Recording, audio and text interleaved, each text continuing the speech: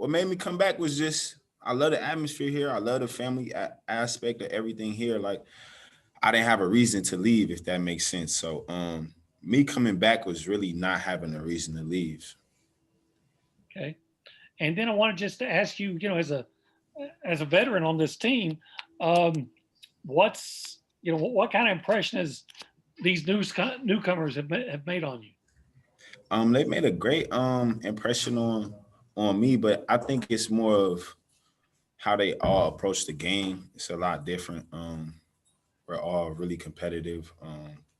So I like all of the new guys. They're receptive to everything that they're learning because all of this is new for even me. But yeah, I like everybody. All right, thank you. All right, next up is Mike Lucas from KAGS. Hey, Quenton, I know this time last year looked totally different with all the COVID restrictions and such, but does this team have a different feel about it heading into the season than last year's team did, despite all the outside distractions? Yeah, for sure. Partly because it's new players, so it's a different atmosphere than the last one. So I would say this team is looking real promising. I really enjoy playing with these guys. And if I could ask one more, Q, real quick, how difficult is it to build chemistry when you have 11 new guys, 10 new guys who you're playing with for the first time? It's not as hard as you think. We're around each other more than people think. Like we're kind of always around each other all day. So building the chemistry wasn't that hard part. I think just being able to apply everything that's being taught to us would be the part of conflict. Thank you. Our next up is Andrew Hattersley from Gig'em 247. Yeah, Quenton, I wanted to ask you about Tyreese Radford. Coach Williams was talking about it. He's the only guy on the roster that has, experience playing in the NCAA tournament. What's he brought to the team, and maybe what's that experience playing at a high level meant to you guys? Boots a dog. He a real good competitor. I like his game. He bring a different type of energy to the floor. He don't really. I don't want to say he don't talk too much, but like he more of a doer. Like you ask him to do something, he gonna get it. He gonna get it done. Boots. He's an exceptional player, and he's a good kid as well. Thanks. Next up is Travis Brown from the Brown College Station Eagle. Hey, Quenton. I know y'all coaches talked a lot about the speed that y'all have. Do you think that translates more into being successful in kind of a small four-guard lineup at times? What does that kind of look like for you?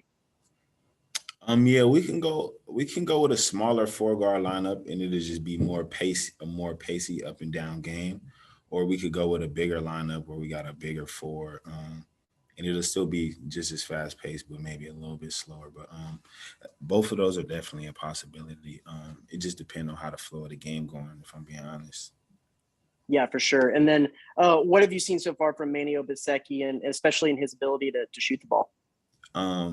Manny's a special kid. He works really hard on his craft. And I think all of that will be displayed on this first game. But he's super athletic, super cerebral, that the information he's learning as well. And I think Manny's going to be good for us. Manny going to be good for us for sure. Appreciate it. All right, next up is John Wilson from KTX. Quenton, how excited are you for this season? One that hopefully won't have the COVID effects that we've seen the last 2 years, and maybe you get all the way through a year. I'm super excited. Like you said, hopefully get all the way through a year. Like my first year, it ended early. Last year, you know how that went. So to be able to play one full year would be something that I haven't done yet, but I'm looking forward to doing. And I think this year will be a pretty long year with the talent we have on this team. I'm super excited to play, for sure. Thank you. All right, let's go to Mike Lucas from KAGS. Q, this is a little off the wall, but after hearing you and Buzz talk, I got to ask it. Does Buzz call anyone by his first name, or does he have a nickname for literally everyone on the team? Yeah, he called people by their first name, but I don't even really know how you get the nickname. I think it's just something like that he do in his own head, because he called me Q, or he called me the JUCO guy. It just, I don't know. It's just you got to see what's in his head. I don't know. Do you have a favorite nickname that he has for one of the guys on the team? I don't know about a favorite. They just all just unique in their own little way, for real. Thank you. You're welcome. All right, we're down to the last question on the question queue. If you do have a follow-up, then raise your hand. Let's go to Chip Howard from Sports Talk. Hugh, Coach mentioned that everything's new. Players are new. The system is new. Offense, defense. How do you think folks have adapted so far? How have you adapted with the new things that you're doing on both sides of the ball? I think that I've adapted quite well.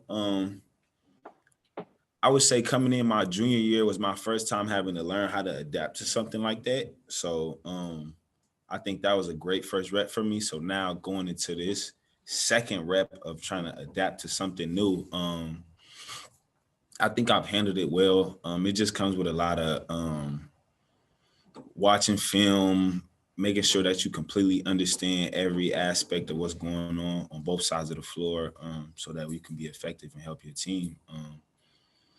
Yeah. Did the new guys come up to you ever and say, "Hey, what did Buzz mean by that? Was he kidding? Was he not kidding? Or are they still trying to get a handle on how he coaches?" Nah, I think at this point we all got a handle on how he coaches. But I kind of just gave them a little warning at the beginning, so they knew what kind of to expect. And you know, Buzz always delivers. That's my guy. So I think we all kind of know when Buzz is playing, when he not playing, when he trying to really have us lock in. We know. Thank you. You're welcome. All right, last question for Q will be from Andrew Monaco. Q, if you're calling everybody kid, what are they calling you? Kid. I don't know. That's a good question. You getting grandpa? You getting old man? What are you getting? Uncle? Yeah. I mean, I don't even know how to answer that. I don't even know how to answer that. You feel like there's unfinished business for you? Yeah, for sure. I feel like it's a whole lot of unfinished business for me. Just because, like I said earlier, my junior year coming in, we got snubbed with the COVID thing. Okay, going into the SEC tournament, we had a lot of momentum. So that's how my junior year ended. Then my senior year, all the effects of COVID that affected our team in a negative way, that happened. So that's another full year we don't get to do anything.